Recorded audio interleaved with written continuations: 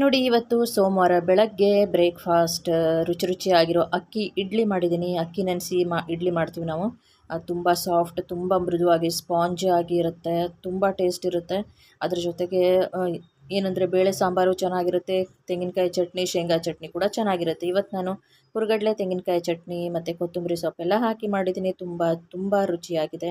Mummy ಕೂಡ breakfast ಬಡಿಸ್ಕೊಟ್ಟಿದ್ದೀನಿ. ಅವರು ಮಾತ್ರೆ ಔಷಧಿ ಎಲ್ಲ ತೊಗೊಂಡಿದ್ದಾರೆ. ನಾನಿವಾಗ ಬ್ರೇಕ್ಫಾಸ್ಟ್ ತಿಂದು ಸ್ವಲ್ಪ ಹೊರಗಡೆ ಹೋಗಬೇಕು.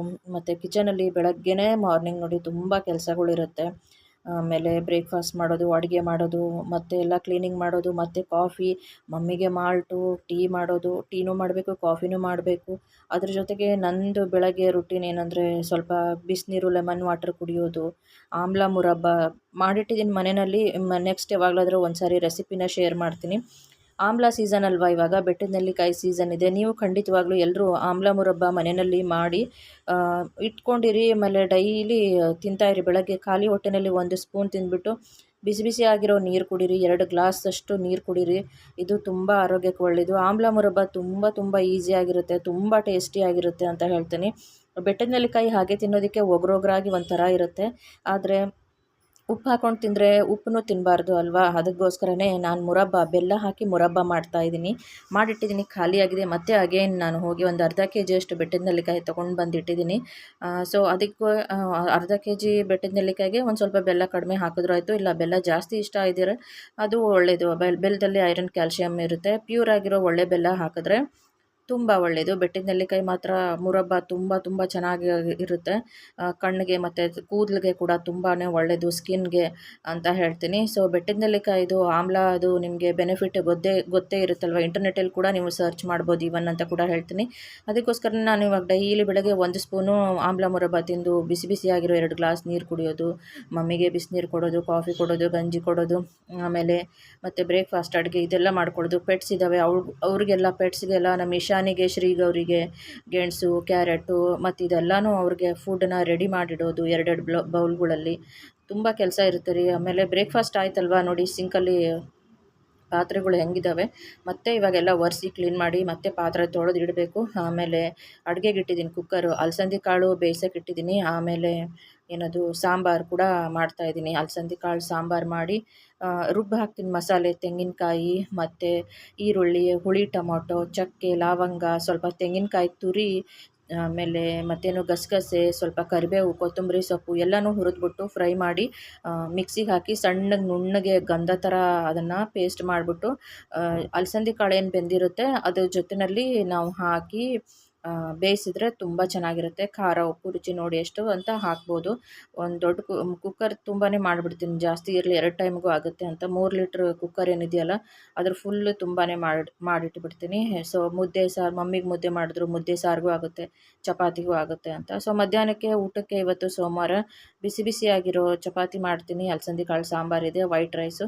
ಬೆಳಗ್ಗೆ ಚಿತ್ರಾನ್ನನೂ ರೆಡಿಯಾಗಿತ್ತು, ಚಿತ್ರಾನ್ನನೂ ಮಾಡಿದ್ವಿ, ಮತ್ತು ಇಡ್ಲಿ ಚಟ್ನಿ ಅದೂ ಆಗಿತ್ತು. ಸ್ವಲ್ಪ ಪಾತ್ರೆ ತೊಳೆದು ಬಿಡ್ತಾನೆ. ಆಮೇಲೆ ಇನ್ನೊಂದೇನು ವಿಷಯ ಅಂದರೆ ಮಮ್ಮಿ ಊರಿಗೆ ಹೋಗ್ತಾ ಇದ್ದಾರಲ್ವ ಇವತ್ತು ಮಂಡೇ, ಅದೊಂದು ಕೆಲಸ ಆಯ್ತು ನನಗೆ.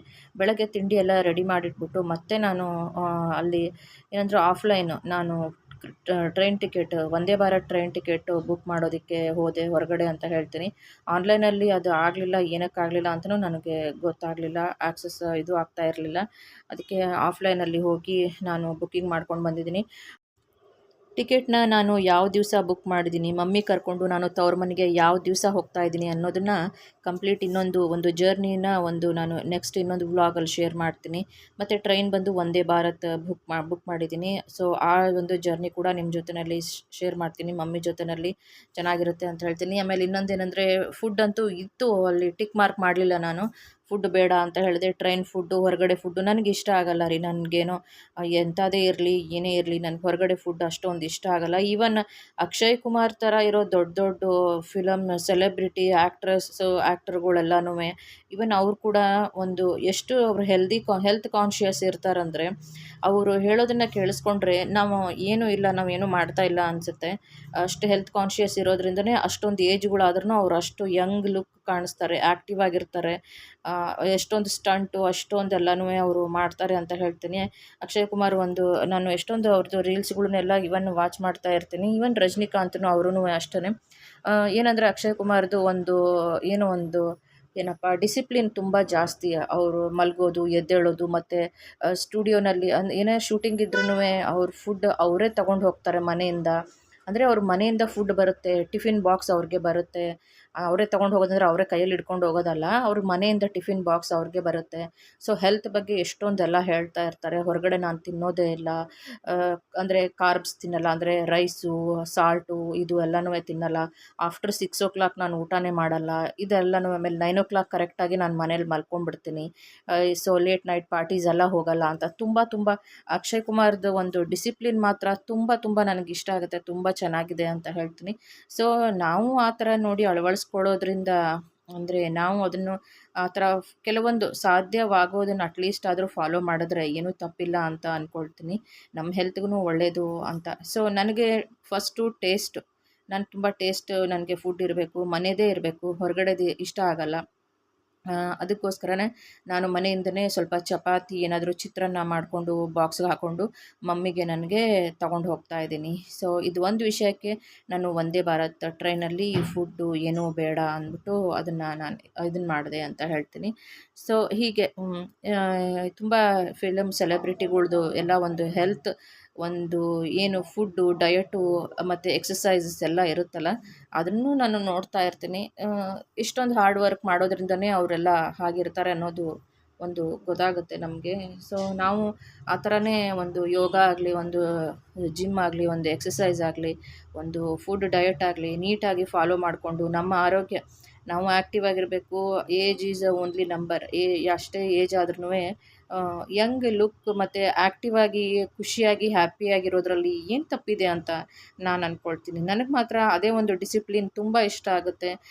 ತುಂಬ ಸೋಂಬೇರಿಗಳ ಥರ ಏನೋ ಒಂದು ತಿಂದೆ, ಹೊರಗಡೆ ತಿಂದೆ. ಕೆಲವೊಬ್ರಂತೂ ಯಪ್ಪಾ ಏನು ಜಂಕ್ ಫುಡ್ ತಿಂತಾರೆ ಅಂದರೆ, ಯಾವ ಜನ್ಮದಲ್ಲಿ ಹಸ್ಕೊಂಡಿದ್ದಾರೋ ಏನೋ, ಯಾವ ಜನ್ಮಾಂತರದಿಂದ ಊಟನೇ ಮಾಡಿಲ್ವೇನೋ ಅನ್ನೋ ಥರ ಪಿಜ್ಜಾ, ಬರ್ಗರ್ಗಳು, ಅದು ಇದು ಹಾಳು ಮೂಳು ಜಂಕ್ ಫುಡ್ಡು ಹೇಗೆ ತಿಂತಾರೆ ಅಂದರೆ, ನಿಜವಾಗ್ಲೂ ತಿನ್ನಲಿ ಬಿಡಿ, ಅವ್ರ ಖುಷಿ ಪಾಪ, ಅವ್ರ ದುಡ್ಡು ಅವ್ರ ಖುಷಿ, ನನಗೇನಿಲ್ಲ. ಬಟ್ ನನಗೆ ಚಿಕ್ಕ ವಯಸ್ಸಿಂದನೂ ಅಷ್ಟೇ, ಅದು ಏನು ಅಲ್ಲಿ ಮನೆ ಫುಡ್ಡು, ಅಮ್ಮ ಮಾಡಿದ ಫುಡ್ಡು ಅದು ತಿಂದು ನನಗೆ ಅಭ್ಯಾಸ ಆಗಿದೆಯೇನೋ ಗೊತ್ತಿಲ್ಲ. ಈವನ್ ನನಗೆ ಎಂಥ ಒಳ್ಳೆ ರೋಟಿ ಕರಿ ಇರಲಿ, ಏನೇನು ನೂಡಲ್ಸ್ ಇರಲಿ, ಫ್ರೈಡ್ ರೈಸ್ ಇರಲಿ, ಮತ್ತೊಂದಿರಲಿ, ಹೊಸ ಹೋಟ್ಲ್ ಇರಲಿ, ಅಷ್ಟೇ ಒಂದು ಸಾರಿ ಹೋಗಿ ಬಂದು ಅದು ಮುಗೀತು ಅಷ್ಟೇ. ಆಮೇಲೆ ನನಗೆ ಇಷ್ಟ ಆಗಲ್ಲ ಟೇಸ್ಟು. ಅಯ್ಯೋ ಎಲ್ಲ ಹೋಟ್ಲು ಇದೇ ಬಿಡು ಅಂದ್ಕೊಂಡು, ಏನೋ ಯಾವಾಗ ತುಂಬ ಕಡಿಮೆ, ತುಂಬ ರೇರಾಗಿ ನನಗೆ ತುಂಬ ಒಳ್ಳೆ ಹೋಟೆಲ್ಲು, ಒಂದು ಏನು ಒಂದು ಹೈಜಿನ್ನು ಮತ್ತು ಟೇಸ್ಟ್ ಏನು ಇದನ್ನು ಮೇಂಟೈನ್ ಮಾಡಿರ್ತಾರೆ, ಅದು ಮಾತ್ರ ಇಷ್ಟ ಆಗುತ್ತೆ. ಅದು ಬಿಟ್ಟರೆ ನನಗೆ ಮನೆಯಲ್ಲಿ ಚಪಾತಿ, ಉಪ್ಪಿನಕಾಯಿ, ಚಟ್ನಿ ಪುಡಿ, ಪಲ್ಯಗಳು, ಮನೆಯಲ್ಲಿ ಸಾಂಬಾರು, ಮುದ್ದೆ, ಇದೆಲ್ಲ ನನಗಿಷ್ಟ ಆಗುತ್ತೆ. ಅದು ನಾವು ಬೆಳಗಾಂ ಸೈಡು, ನಿಮಗೆ ಗೊತ್ತಿದ್ದ ಹಾಗೆ ಈ ಉತ್ತರ ಕರ್ನಾಟಕ ಬೆಳಗಾಂ ಜಿಲ್ಲಾ ಅವರೆಲ್ಲನೂ ತುಂಬ ಇಷ್ಟಪಡೋದು ಫುಡ್ಡುಗಳು ಅಂದರೆ ಮನೆ ಫುಡ್ ಇಷ್ಟಪಡ್ತಾರೆ. ಜೋಳದ ರೊಟ್ಟಿ ಮತ್ತು ಚಪಾತಿಗಳು, ಈ ಥರ ಮನೆ ಸೊಪ್ಪಿನ ಪಲ್ಯಗಳು, ತರಕಾರಿಗಳು ತುಂಬ. ಸಂಕ್ರಾಂತಿನಲ್ಲಂತೂ ಎಷ್ಟು ಒಂದು ದೊಡ್ಡ ಲಿಸ್ಟ್ ಆಗಿಬಿಡುತ್ತೆ. ಅಷ್ಟು ದೊಡ್ಡ ಡಿಮಾರ್ಟ್ ಥರ ಒಂದು ಲಿಸ್ಟೇ ಆಗುತ್ತೆ ಮೆನ್ಯೂದು. ಸಂಕ್ರಾಂತಿನಲ್ಲಿ ತುಂಬ ಗ್ರ್ಯಾಂಡಾಗಿ ಎಲ್ಲರೂ ಅವ್ರವ್ರ ಜಮೀನಿಗೆ ಹೋಗೋದು, ನೀರಿರೋ ನದಿ ಕಡೆ ಹೋಗೋದು, ಪಿಕ್ನಿಕ್ ಹೋಗೋದು, ಮನೆಯಲ್ಲಿ ಎಲ್ಲರೂ ಎಷ್ಟು ವೆರೈಟಿ ರೊಟ್ಟಿಗಳು, ಚಟ್ನಿ ಪುಡಿಗಳು, ಪಲ್ಯಗಳು, ಮಾದಲಿ ಮಾಡೋದೇನು, ಖಡಕ್ ರೊಟ್ಟಿ ಮಾಡೋದೇನು, ಜೋಳದ ರೊಟ್ಟಿ, ಮೆದು ರೊಟ್ಟಿ, ಪಲ್ಯಗಳು, ಚಟ್ನಿಗಳಂತೂ ಅಷ್ಟು ಸಾಕಷ್ಟು ಇರುತ್ತೆ. ಅಂದರೆ ಇಡೀ ದಿನ ತಿನ್ಕೊಂಡು ಕೂತ್ಕೊಂಡ್ರೂ ಮುಗಿಯಲ್ಲ, ಅಷ್ಟೊಂದು ವೆರೈಟೀಸ್ ಇರುತ್ತೆ ಮೆನ್ಯೂನಲ್ಲಿ. ಸಂಕ್ರಾಂತಿ ಎಳ್ಳು ಬೀರೋ ಹಬ್ಬದ ದಿವಸ, ಸಂಕ್ರಾಂತಿ ಆ ಹಬ್ಬದ ದಿವಸ ಅಂತ ಹೇಳ್ತೀನಿ, ತುಂಬ ಚೆನ್ನಾಗಿ ಮಾಡ್ತಾರೆ. ಆ ಕಡೆ ಉತ್ತರ ಕರ್ನಾಟಕದ ಭಾಗದ ಜನ ತುಂಬ ತುಂಬ ಚೆನ್ನಾಗಿ ಮಾಡ್ತಾರೆ. ರೊಟ್ಟಿ ಹಬ್ಬ, ರೊಟ್ಟಿ ತಿನ್ನಬೇಕು, ಹಬ್ಬ ಮಾಡಬೇಕು, ಒಳ್ಳೆಯ ಆರೋಗ್ಯ, ಒಳ್ಳೆಯ ನೇಚರು, ಪ್ರಕೃತಿ, ಒಳ್ಳೆಯ ಜನ, ಒಳ್ಳೆಯ ಮಾತು, ಒಳ್ಳೆಯ ಜನರ ಪ್ರೀತಿ ಸಂಪಾದನೆ ಮಾಡಬೇಕು ಅಂದರೆ ಸಂಕ್ರಾಂತಿ ಹಬ್ಬದ ದಿವಸ ಖಂಡಿತವಾಗ್ಲೂ ನೀವು ಎಲ್ಲರೂ ಯಾರಾದರೂ ಬೆಂಗಳೂರಲ್ಲಿ ಇರೋರಿದ್ದರೆ ನಾನು ಹೇಳ್ತೀನಿ, ನಿಮ್ಮ ಫ್ರೆಂಡ್ಸ್ಗಳು ಯಾರಾದರೂ ಉತ್ತರ ಕರ್ನಾಟಕದವರಿದ್ದರೆ ಅವ್ರ ಜೊತೆಯಲ್ಲಿ ನೀವು ಒಂದು ಸಂಕ್ರಾಂತಿಗೆ ಹಬ್ಬಕ್ಕೆ ಹೋಗ್ಬಿಡಿ. ಅವ್ರು ಖಂಡಿತವಾಗ್ಲೂ ಕರೆದೇ ಕರೀತಾರೆ. ಉತ್ತರ ಕರ್ನಾಟಕದವ್ರು, ಹುಬ್ಬಳ್ಳಿ, ಧಾರವಾಡ, ಬೆಳಗಾಂ ಸೈಡ್ ಇರೋರಿದ್ದರೆ ನಿಮ್ಮನ್ನ ಸಂಕ್ರಾಂತಿಗೆ ಕರೆದೇ ಕರೀತಾರೆ. ಅವ್ರ ಜೊತೆಯಲ್ಲಿ ಹೋಗಿ ತುಂಬ ಚೆನ್ನಾಗಿರುತ್ತೆ ಊಟ ಮತ್ತು ರೊಟ್ಟಿಗಳು. ಅದೇ ಒಂದು ತುಂಬ ಅಂದರೆ ಏನದು ಜವಾರಿ ಊಟ ಅಂತ ಹೇಳ್ತಾರಲ್ವ. ಸೊ ಹಾಗೆ ಮಾತು ಹೊರಟಿದ್ರು ಮನಸ್ಸು ಮೃದುವಾಗಿರುತ್ತೆ. ಸೊ ಏನೇ ಇದ್ದರೂ ಸ್ಟ್ರೈಟ್ ಫಾರ್ವರ್ಡ್ ಇರ್ತಾರೆ, ಯಾವುದಕ್ಕೂ ಹೆದರಲ್ಲ ಬೆದರಲ್ಲ. ಉತ್ತರ ಕರ್ನಾಟಕ ಭಾಗದ ಜನ ಅಂತ ಹೇಳ್ತೀನಿ. ನಮ್ಮ ಬೆಂಗಳೂರವರು ಮೃದು ಬಿಡಿ. ತುಂಬ ಬೆಂಗಳೂರಲ್ಲಿ ಎಲ್ಲ ಥರನೂ ಅಂದರೆ ಎಲ್ಲ ಬೇರೆ ಬೇರೆ ಕಡೆಯಿಂದ ಜನ ಇಲ್ಲಿ ಒಂದು ದುಡಿಮೆಗೆ ಬರೋದ್ರಿಂದ ಇಲ್ಲಿ ಕನ್ನಡ ಬೆಂಗಳೂರು ಅನ್ನೋದಕ್ಕಿಂತ ಎಲ್ಲ ಭಾಷೆಗಳು ಇದೆ. ಎಲ್ಲರನ್ನೂ ಈ ನಮ್ಮ ಬೆಂಗಳೂರು ಪ್ರೀತಿಯಿಂದ ಕರೆಯುತ್ತೆ. ಬಂದವ್ರಿಗೆ ಯಾರಿಗೂ ಮೋಸ ಮಾಡಲ್ಲ. ಒಂದು ಕೆಲಸ, ಒಂದು ಅನ್ನ ಅನ್ನೋದನ್ನು ಈ ಬೆಂಗಳೂರಿನ ಒಂದು ಏನು ನಗರ, ಇಲ್ಲಿ ವಾತಾವರಣ, ಇಲ್ಲಿ ಅಣ್ಣಮ್ಮ ದೇವಿ ಎಲ್ರಿಗೂ ಒಂದು ನೆರಳನ್ನ, ಒಂದು ಒಂದು ಫುಡ್ ಆ್ಯಂಡ್ ಶೆಲ್ಟರ್ನ ಖಂಡಿತವಾಗ್ಲೂ ಮಾಡಿಕೊಡ್ತಾರೆ. ಮತ್ತು ಕಷ್ಟಪಡಲೇಬೇಕು, ಎಲ್ಲಿದ್ದರೂ ಕಷ್ಟಪಡಬೇಕು, ಹಳ್ಳಿಲಿದ್ದರೂ ಕಷ್ಟಪಡಬೇಕು, ಡೆಲ್ಲಿಲಿದ್ದರೂ ಕಷ್ಟಪಡಬೇಕು ಅಲ್ವಾ. ಸೊ ಹಾಗೆ ನಾವು ನಮ್ಮ ಫ್ಯೂಚರ್ ಪ್ಲ್ಯಾನ್ನ ಚೆನ್ನಾಗಿ ಮಾಡಿಕೊಂಡು ನಾವು ಒಂದು ಸ್ಟ್ಯಾಂಡರ್ಡ್ ಲೈಫ್ ಲೀವ್ ಮಾಡಬೇಕು, ಚೆನ್ನಾಗಿರಬೇಕು ಅಂತ ಪ್ಲ್ಯಾನ್ಗಳು ಲೈಫಲ್ಲಿ ಮಾಡಿಕೊಂಡು ಡಿಸಿಪ್ಲಿನಿಂದ ನಾವು ಇರಬೇಕು ಅನ್ನೋದು ಮನಸ್ಸಲ್ಲಿ ಒಂದು ಗೋಲ್ ಇಟ್ಕೊಂಡಿದ್ರೆ, ಒಂದು ಡ್ರೀಮ್ ಇಟ್ಕೊಂಡಿದ್ರೆ ಖಂಡಿತವಾಗ್ಲೂ ಅದನ್ನ ಅಚೀವ್ ಮಾಡೋಕ್ಕಾಗೇ ಆಗುತ್ತೆ ಬೆಂಗಳೂರು ಅಂತ ಸಿಲಿಕಾನ್ ಸಿಟಿನಲ್ಲಿ ಅಂತ ಹೇಳ್ತೀನಿ. ಸೊ ಇಲ್ಲಿ ದುಡಿಮೆಗೆ ಸಾಕಷ್ಟು ಅವಕಾಶಗಳಿದೆ. ದುಡಿಮೆ ಮಾಡ್ಬೋದು, ಜಾಬ್ಗಳು ಮಾಡ್ಬೋದು, ಪಾರ್ಟ್ ಟೈಮ್ ಜಾಬ್ ಮಾಡ್ಬೋದು, ಮತ್ತು ಬಿಸ್ನೆಸ್, ಸಣ್ಣ ಪುಟ್ಟ ಹೋಟೆಲ್ ಬಿಸ್ನೆಸ್ಸು ಅದು ಇದು ಅಂತ ಕೂಡ ಇವನ್ ಮಾಡ್ಬೋದು. ಸಾಕಷ್ಟು ಅಪಾರ್ಚುನಿಟೀಸ್ ಇಲ್ಲಿದೆ ಅಂತ ಹೇಳ್ತೀನಿ. ಇಲ್ಲಿ ಬೆಂಗಳೂರು ಜನರು ಅಷ್ಟೇ ತುಂಬ ಒಳ್ಳೆಯ ಜನ, ಒಳ್ಳೆಯ ಮೃದು ಮನಸ್ಸು. ಅದನ್ನು ಕೂಡ ನಾನು ಇಲ್ಲಿ ಹೇಳೋಕ್ಕೆ ಇಷ್ಟಪಡ್ತೀನಿ. ವ್ಯಾಪಾರ ವ್ಯವಹಾರ ಅಂದರೆ ಕೊಡೋದು ತಗೊಳ್ಳೋದು ಎಲ್ಲ ಕಡೆ ಸೇಮ್ ಇದ್ದೇ ಇರುತ್ತೆ. ಸೊ ಹಾಗಾಗಿನೇ ಇಲ್ಲಿ ಸ್ವಲ್ಪ ಬಜೆಟ್ ಜಾಸ್ತಿ ಇರುತ್ತೆ. ಕಾಸ್ಟ್ ಆಫ್ ಲಿವಿಂಗ್ ಅಂದರೆ ಬಾಡಿಗೆಗಳು ಮತ್ತು ಇದೆಲ್ಲನೂ ಸ್ವಲ್ಪ ಒಂದು ಏರಿಯಾ ಮೇಲೂ ಡಿಪೆಂಡ್ ಇರುತ್ತೆ.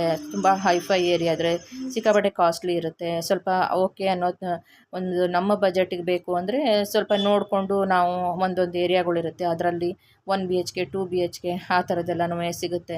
ಅವ್ರವ್ರ ಇಷ್ಟ. ಸ್ವಂತ ಮನೆ ಇರೋರಂತೂ ಬೆಂಗಳೂರಲ್ಲಿ ಸಾಕಷ್ಟು ಜನ ಇವಾಗ 20-30 ವರ್ಷದಿಂದ ಇದ್ದವರೆಲ್ಲ ಅವರೂ ಎಲ್ಲ ಮನೆಗಳ್ನ ಖಾಲಿ ಮಾಡಿ ಅಬ್ರಾಡು ಅಲ್ಲಿ ಇಲ್ಲಿ ಅಂತ ಬೇರೆ ಬೇರೆ ಕಡೆ ಸೆಟ್ಲ್ ಆಗಿದ್ದಾರೆ. ಮನೆಗಳು ಎಷ್ಟೋ ವಿಲ್ಲಾಗಳು ಖಾಲಿ ಹೊಡಿತಾ ಇರೋದನ್ನು ನಾನೇ ನೋಡ್ತಾ ಇದ್ದೀನಿ. ಕೆಲವೊಬ್ಬರು ಡೆಮಾಲಿಷ್ ಮಾಡಿಸಿ ಮತ್ತು ಅಗೇನ್ ಅದನ್ನು ಒಂದು 4 ಫ್ಲೋರ್ ಕಟ್ಸಿಬಿಟ್ಟು ಅದನ್ನು ರೆಂಟ್ಗಳು ಕೊಡ್ತಾರೆ. ಬೇರೆ ಕಡೆ ಅವರು ಈ ಬೆಂಗಳೂರಿಯನ್ನು ಏನು ಇಲ್ಲಿ ಇರೋರು, ಒಂದು ಅವ್ರ ನೇಟಿವ್ ಪ್ಲೇಸ್ ಬೆಂಗಳೂರು ಇರೋರು ಅವರೇ ಬೇರೆ ಕಡೆ ಶಿಫ್ಟ್ ಆಗಿರ್ತಾರೆ.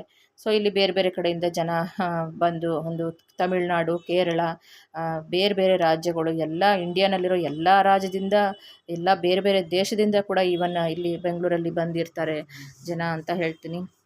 ಸೊ ಮಮ್ಮಿಗೆ ನಾನು ಊರಿಗೆ ಬರಬೇಕಲ್ವಾ, ಟಿಕೆಟ್ ಬುಕ್ಕಿಂಗ್ ಮಾಡೋಕ್ಕೆ ಹೊರಗಡೆ ಹೋಗ್ತಾ ಇದ್ದೀನಿ. ನಿಮಗೆ ಬಿಸಿಲು ಕಾಣಿಸ್ತಾ ಇದೆಯಲ್ವಾ? ತುಂಬ ಬಿಸಿಲು ಕಾಣಿಸ್ತಾ ಇದೆ. ಬಿಸಿಲಿಲ್ಲ, ಸಿಕ್ಕಾಪಟ್ಟೆ ಚಳಿ ಇದೆ ರೀ. ಬೆಳಗ್ಗೆ 9 ಗಂಟೆ ಆದರೂ ಎದ್ದೇಳೋಕ್ಕಾಗಲ್ಲ. ಎದ್ದೇಳದೆ ಹೋದರೆ ಕೆಲಸಗಳಾಗಲ್ಲ.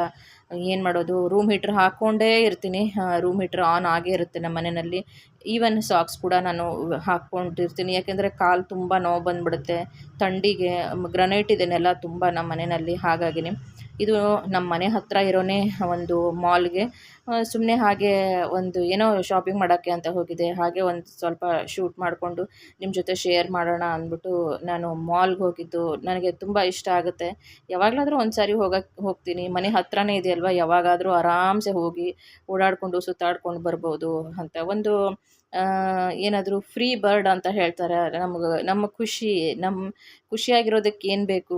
ಏನೂ ಬೇಕಾಗಿಲ್ಲ ರೀ. ನಾವು ಖುಷಿಯಾಗಿರಬೇಕು. ನಮ್ಮ ಸುತ್ತಮುತ್ತ ಒಳ್ಳೆ ವೈಬ್ಸ್ನ ನಾವು ಒಂದು ಸ್ಪ್ರೆಡ್ ಮಾಡಬೇಕು, ಹ್ಯಾಪಿನೆಸ್ನ ಸ್ಪ್ರೆಡ್ ಮಾಡಬೇಕು ಅನ್ನೋದಕ್ಕೋಸ್ಕರ. ನೋಡಿ, ಯಾವತ್ತು ಯಾರಿಲ್ಲ ಮಾಲಲ್ಲಿ, ಯಾಕಿಲ್ಲ ಅಂತ ಗೊತ್ತಿಲ್ಲ. ಇನ್ನು ಕ್ರಿಸ್ಮಸ್ ಬಂದರೆ ಎಷ್ಟು ಚೆನ್ನಾಗಿ ಅಲಂಕಾರ ಮಾಡ್ತಾರೆ ಗೊತ್ತಾ ಮಾಲಲ್ಲಿ. ಆ ಕ್ರಿಸ್ಮಸ್ ಡೇದು ಅಲಂಕಾರ ಮಾಡಿ ಡೆಕೋರೇಷನ್ ಮಾಡಿರೋದನ್ನು ನೆಕ್ಸ್ಟ್ ಒಂದು ವ್ಲಾಗಲ್ಲಿ ನಿಮ್ಮ ಜೊತೆ ಖಂಡಿತವಾಗ್ಲೂ ನಾನು ಶೇರ್ ಮಾಡ್ಕೊಳ್ತೀನಿ. ಮಾಲಲ್ಲೆಲ್ಲ ತುಂಬ ಚೆನ್ನಾಗಿ ಡೆಕೋರೇಷನ್ ಮಾಡಿರ್ತಾರೆ. ಕ್ರಿಸ್ಮಸ್ ಟ್ರೀದಾಯಿತು, ಗಿಫ್ಟ್ಸ್ದಾಯಿತು, ತುಂಬ ಚೆನ್ನಾಗೆಲ್ಲ ಇರುತ್ತೆ. ನೋಡೋಕ್ಕೆ ಚಂದ ಅಂತ ಹೇಳ್ತೀನಿ. ಮಕ್ಳಿಗೆ ಜಾಸ್ತಿ ಇಷ್ಟ ಆಗುತ್ತೆ. ಕೆಲವೊಂದು ಸ್ಕೂಲಲ್ಲಿ 1 ವೀಕ್, ಕೆಲವೊಂದು ಸ್ಕೂಲಲ್ಲಿ 15 ಡೇಸ್ ಈ ಥರ ಹಾಲಿಡೇಸ್ ಕೊಡ್ತಾರೆ. ಕೆಲವೊಂದು ಸ್ಕೂಲಲ್ಲಿ ಮಾತ್ರ 2 ಡೇಸ್ ಮಾತ್ರ ಹಾಲಿಡೇಸ್ ಕೊಡ್ತಾರೆ. ಸೊ ನಾನು ಮಾಲ್ಗೆ ತುಂಬ ವರ್ಷದಿಂದ ಹೋಗ್ತೀನಿ ಬರ್ತೀನಿ. ನನ್ನ ಮಕ್ಕಳು ಚಿಕ್ಕವರಿದ್ದಾಗಲೂ ಅವ್ರನ್ನ ಕರ್ಕೊಂಡು ಹೋಗಿ ಗೇಮ್ಸ್ ಎಲ್ಲ ಆಡಿಸ್ತಾ ಇದ್ವಿ. ಅದೆಲ್ಲ ಒಂದು ಸವಿ ನೆನಪುಗಳು, ಸ್ವೀಟ್ ಮೆಮೊರೀಸ್ ಅಂತ ಹೇಳ್ತೀನಿ. ಇವಾಗ ನಮ್ಮ ಮಕ್ಕಳು ದೊಡ್ಡವರಾಗಿದ್ದಾರೆ. ನನ್ನ ಮಗಳನ್ನೂ ಕರ್ಕೊಂಡು ಈ ಮಾಲ್ಗೆ ಬಂದಿರ್ತೀನಿ ನಾನು. ಅವಳು ಇಲ್ಲಿ ಬಂದು ಸುತ್ತಾಡಿಕೊಂಡು ಅವಳು ಏನೇನೋ ಸ್ವಲ್ಪ ಫುಡ್ಗಳು ತಿಂತಾಳೆ, ನಾನೇನು ತಿನ್ನಲ್ಲ. ನೀನು ತಿನ್ನಮ್ಮ, ನಾನು ನಿನ್ನ ನೋಡ್ಕೊಂಡು ಕೂತಿರ್ತೀನಿ ಅಂತ ಹೇಳ್ತೀನಿ ಅಷ್ಟೇ. ತಿನ್ನು ಮಮ್ಮಿ ಅಂತಾಳೆ. ಬಟ್ ನನಗಷ್ಟೊಂದು ಅದೇನೇನೋ ಫುಡ್ ತಿಂತಾಳೆ ರೀ. ಅದೆಲ್ಲ ನನಗೆ ಏನು ಅಂತಲೇ ಅರ್ಥ ಆಗೋದು ಇಲ್ಲ, ನಾನು ತಿನ್ನೋದು ಇಲ್ಲ. ಸೊ ಹಾಗಾಗಿನೇ ಇದೊಂದು ನಿಮ್ಮ ಜೊತೆಯಲ್ಲಿ ಶೇರ್ ಮಾಡಿದ್ದೀನಿ. ಖಂಡಿತವಾಗ್ಲೂ ನಿಮಗೆ ಇಷ್ಟ ಆಗಿದ್ರೆ ಈ ವ್ಲಾಗ್ಗೆ ಲೈಕ್ ಕೊಡಿ, ಸಬ್ಸ್ಕ್ರೈಬ್ ಮಾಡಿ. ನಿಮ್ಮ ಪ್ರೀತಿ, ನಿಮ್ಮ ಆಶೀರ್ವಾದ ಸದಾ ನನ್ನ ಮೇಲೂ ಇರಲಿ ಅಂತ ಕೂಡ ಕೇಳ್ಕೊಳ್ತೀನಿ. ಬರೋ ದಿನಗಳಲ್ಲಿ ಏನಾದರೂ ಒಂದು ಚೇಂಜಸ್ ಇರಬೇಕು ಹೊಸ ವರ್ಷದಲ್ಲಿ. ಹೊಸ ವರ್ಷ ಅಂದರೆ ನನಗಂತೂ ಯುಗಾದಿ ಅಂತಲೇ ಹೇಳ್ತೀನಿ. ಇಂಗ್ಲೀಷ್ ಕ್ಯಾಲೆಂಡ್ರ್ ಅಂದರೆ ಇದು ಕ್ರಿಸ್ಮಸ್ ಕ್ಯಾಲೆಂಡ್ರ್ ಅಂದರೆ ಜಾನ್ವರಿ ಅಂತ ಹೇಳ್ತೀವಿ, 2026 ಅಂತ. ನಾವು ಕಷ್ಟಪಡೋದ್ರ ಮೇಲೆ, ನಮ್ಮ ಒಂದು ಗೋಲ್ ಇರೋದ್ರ ಮೇಲೆ ಪ್ರತಿ ವರ್ಷ ಡಿಪೆಂಡ್ ಆಗುತ್ತೆ. ಅಂದರೆ ಏನಾದರೂ ಬದಲಾವಣೆಗಳು, ಚೇಂಜಸ್ಗಳು ಅದ್ರ ಮೇಲೆ ಡಿಪೆಂಡ್ ಆಗುತ್ತೆ. ನಾವು ಏನು ಗೋಲ್ ಇಟ್ಕೊಂಡಿರ್ತೀವಿ, ಏನು ಕಷ್ಟಪಡ್ತಾ ಇದ್ದೀವಿ, ಏನು ಹಾರ್ಡ್ ವರ್ಕ್ ಮಾಡ್ತಾ ಇದ್ದೀವಿ ಅನ್ನೋದ್ರ ಮೇಲೆ. ಸುಮ್ಮನೆ ಕೂತಿದ್ರೆ ಏನು ಯಾವ ಬದಲಾವಣೆ ಯಾವ ವರ್ಷಕ್ಕೂ ಆಗಲ್ಲ ಅನ್ನೋದು ನನ್ನ ಒಂದು ನಂಬಿಕೆ. ಬದಲಾವಣೆಗಳು ಜೀವನದಲ್ಲಿ, ಅದು ಕಷ್ಟ ಇರಲಿ ಸುಖ ಇರಲಿ ಯಾವುದೇ ಬರಲಿ, ಅದನ್ನು ಪಾಸಿಟಿವ್ ಆಗಿ ತೊಗೊಂಡು ಅದರ ಹ್ಯಾಪಿಯಾಗಿರಬೇಕು ಅಂತ ನಾನು ಅಂದ್ಕೊಂಡಿರೋದು. ನಾನು ಅದನ್ನೇ ಫಾಲೋ ಮಾಡೋದು. ಪಾಸ್ಟ್ನ ಬಿಟ್ಟುಬಿಡಬೇಕು. ಪಾಸ್ಟಲ್ಲಿ ಏನೇ ಆಗಿದ್ರು ಹೋಗಿದ್ರು ಅದನ್ನು ಬಿಟ್ಟುಬಿಟ್ಟು ನಾವು ಪ್ರೆಸೆಂಟಲ್ಲಿ ಯಾವಾಗಲೂ ಖುಷಿಯಾಗಿರೋದನ್ನು ಮಾತ್ರ ನೋಡಬೇಕು ಅಂತ ಹೇಳ್ತಾ ಥ್ಯಾಂಕ್ ಯು, ಧನ್ಯವಾದಗಳು.